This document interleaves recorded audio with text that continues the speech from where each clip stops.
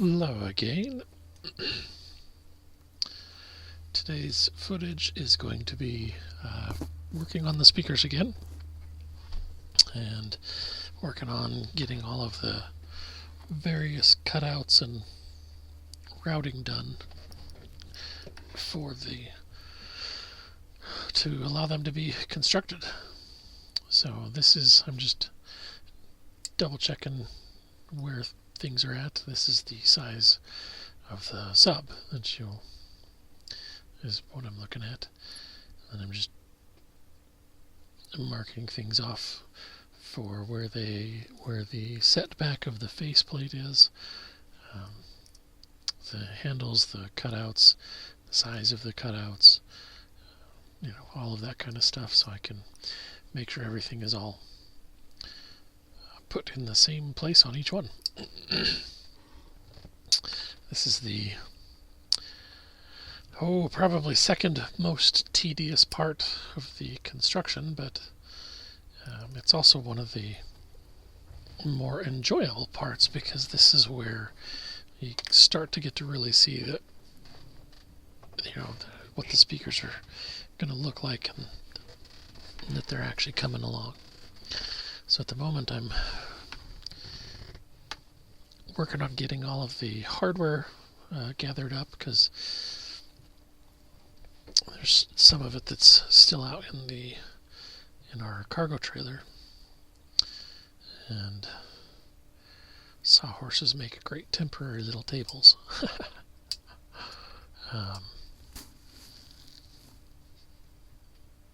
Most of it came in one big shipment, but then there was a couple of other little ones. We ended up having to buy the crossovers, oddly, from Amazon of all places. The stores and sources that I would usually buy the speaker hardware didn't carry the three-way brand, or the three-way version of the crossovers, so that was kind of surprising and disappointing, but I mean, it is what it is. They still came from Eminence, so that's what counts and that's what matters. And so now I'm doing what I should have done when I actually got it, and go through and double check everything to make sure all the pieces and parts are here. The company that I have used for the last quite a few years to buy speaker parts is called Parts Express, and I have pleasantly always received everything. It's always been well packaged. It's always been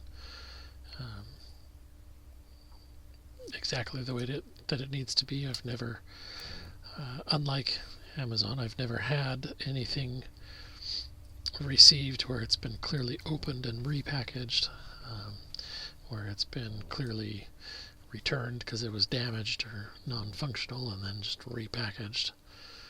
I've had that several times with Amazon.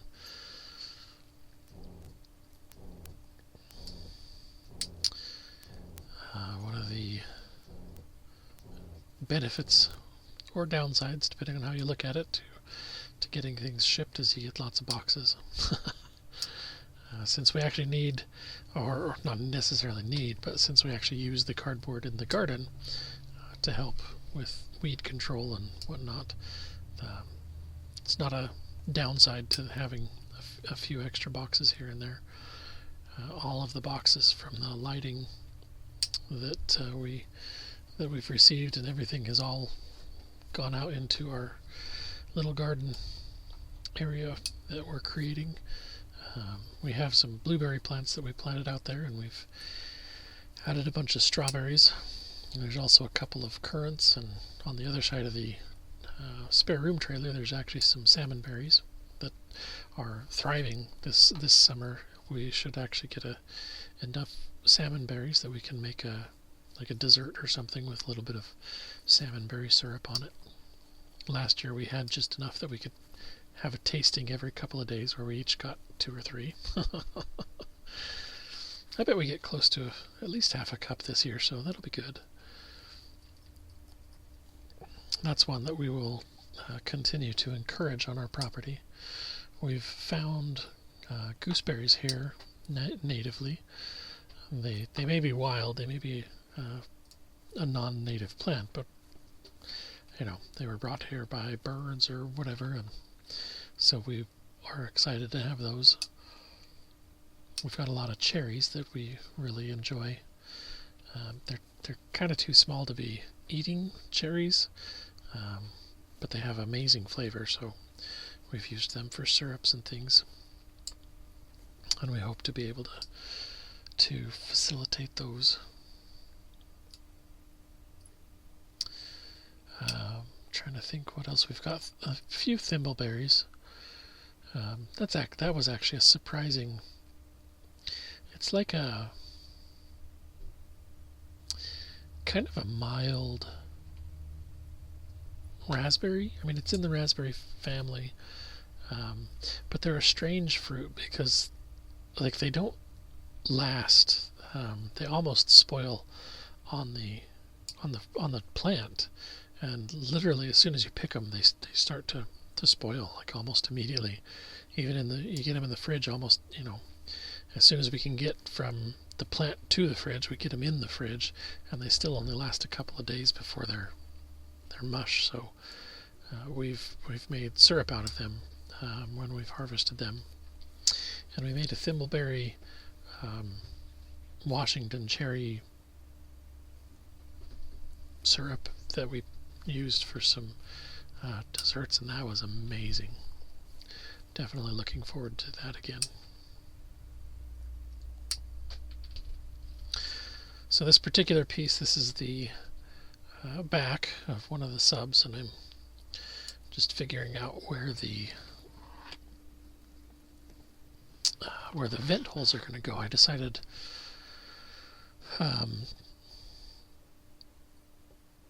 for no particular reason, just to put the vent holes in the back.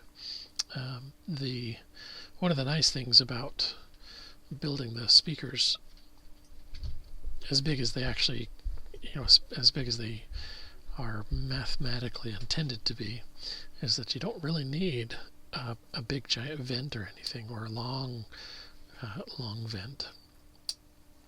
So these vents actually needed to be 2 1/8 inches in diameter and 0.75 inches thick with flush ends, which coincidentally is just a 2 1/8 inch hole. So I went and found my hole saw, which I'm a little frustrated with. Apparently, I tried using one of the saws to cut a hole in some metal, and the saw didn't like that. And it's super dull.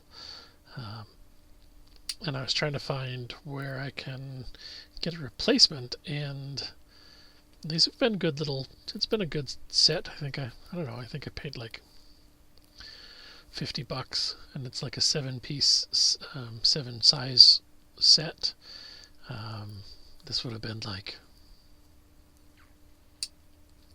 22 years ago, and aside from destroying it by trying to cut through metal using a wood hole saw, they've actually been really good.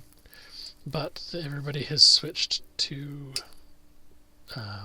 mandrels that are like quick connect and easy release, and I mean that's all fine and dandy, but I can't find anywhere that sells this.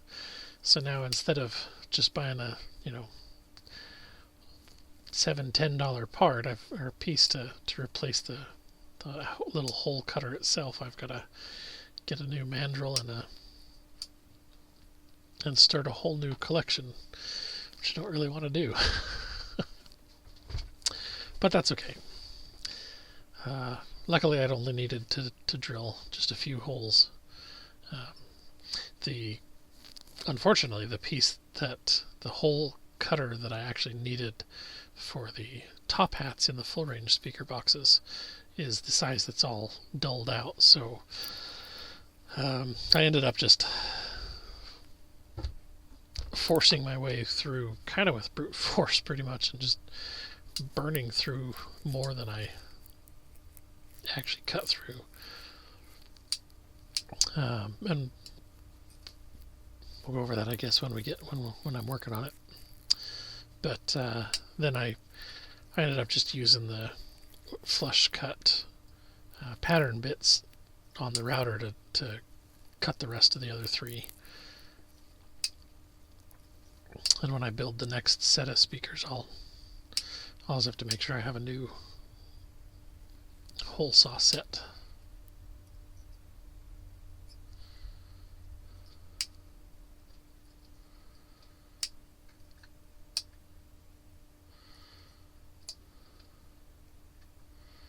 So I'm just going to start marking these out. These are the tops and bottoms for the full range speakers. Let's see, again, just kind of double checking to make sure, figure out where I want the handle.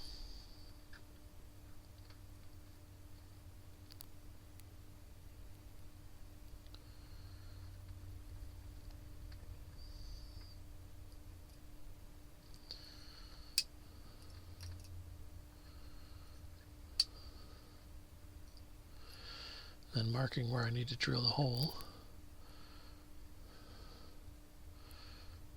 And here's where I discovered you can see the smoke. It just was not going to cut it. So now I'm looking up and discovering my issue of not being able to find an easy replacement.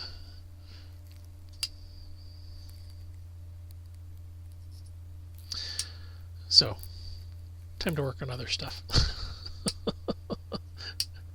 That's a problem for future me.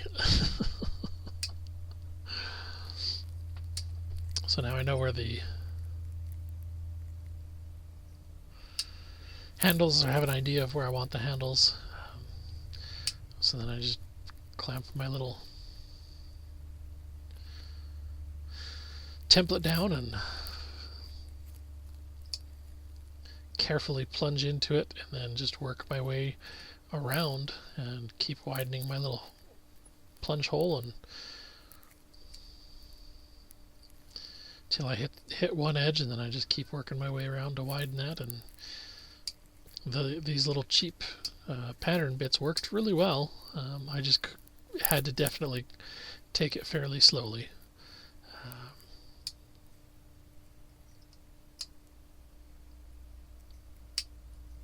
And they sure created an awful lot of dust. You can already see it accumulating all over me. That is the biggest downfall of not having an actual shop, is there's no dust collection. And granted, I don't know how you'd get a dust collection on a little trim router like this anyway, but I think some kind of a powerful fan or blower would probably be a better option to just keep the air moving past it, keep the sawdust blowing away. It's interesting, I never noticed this, but if you look up at the above the light on the beam, as I cut, you can see how thick the sawdust actually is. I should be wearing some kind of a dust mask.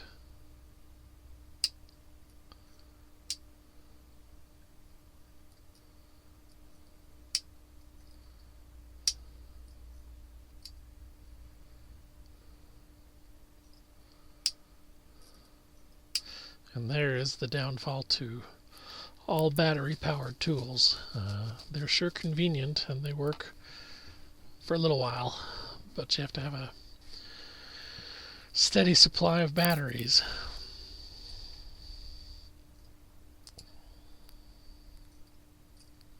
This router does last surprisingly a long time on one battery.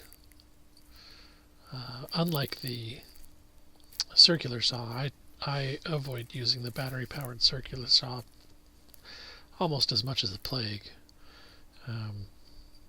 It overheats batteries. It draws so much power from the battery that I've had multiple batteries die early just because they got too hot, and their safety feature shuts down the supply. But I actually lost one of the batteries, and that's the only thing I can think of, because it didn't get wet, it didn't get dropped. It was, in fact, only used on the... Lost my light, so I'm gonna swap that out. Oh, I guess that's actually the end of the footage for today, but we'll pick that up another time. So thank you as always for watching. God bless, and have a good day.